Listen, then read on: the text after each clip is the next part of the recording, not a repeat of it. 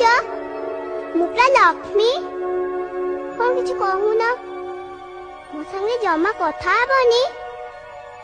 ମୋ ସାଙ୍ଗରେ କଟି ପକେଇଛ? ହେଲେ ମୁଁ କଣ କରିବି? ମୁଁ ତ କେତେ ଦିନ ହେଲାଣି ଭାବୁଛି ଆସିବା ପାଇଁ, ହେଲେ ଏଇ ପଣ୍ଡିତ ନା ଜମା ଭିତରକୁ ଛାଡୁନାହାନ୍ତି। ଦେଖୁନ କେମିତି ଶୋଇକି ଘୁଙ୍ଗୁଡି ମାରୁଛନ୍ତି।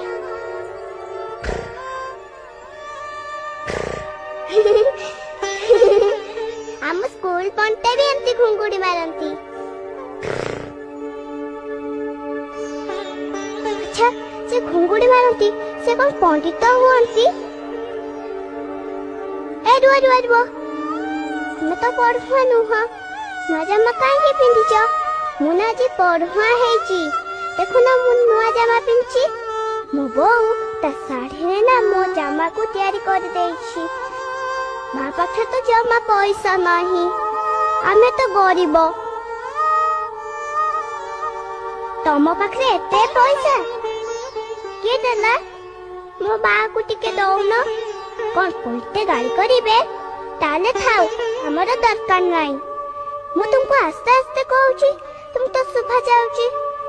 ଲୋକମାନେ କାହିଁ ଏତେ ବଡ ପାଟିରେ ତୁମକୁ ଡାକୁଛନ୍ତି, ଫେର ମାଇକରେ।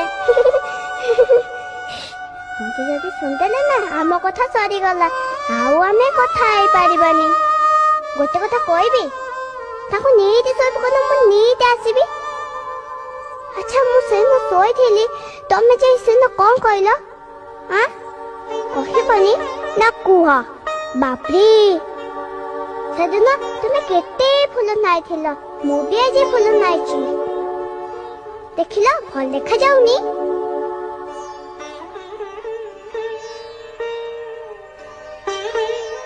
ବାପ୍ରି, ତୁମ ପାଖରେ ଏତେ କଦଳୀ କିଏ ଦେଲା?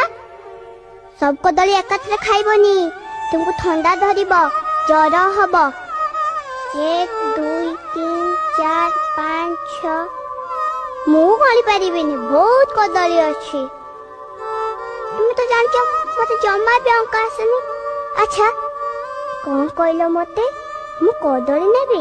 ହଉ, ସେଇଠୁ ଗୋଟେ ନେବି ନା ଦିଟା ନେବି? ଆଚ୍ଛା, ସେ କଦଳୀରୁ ମୁଁ ଦିଟା ନଉଛି କଦଳୀ।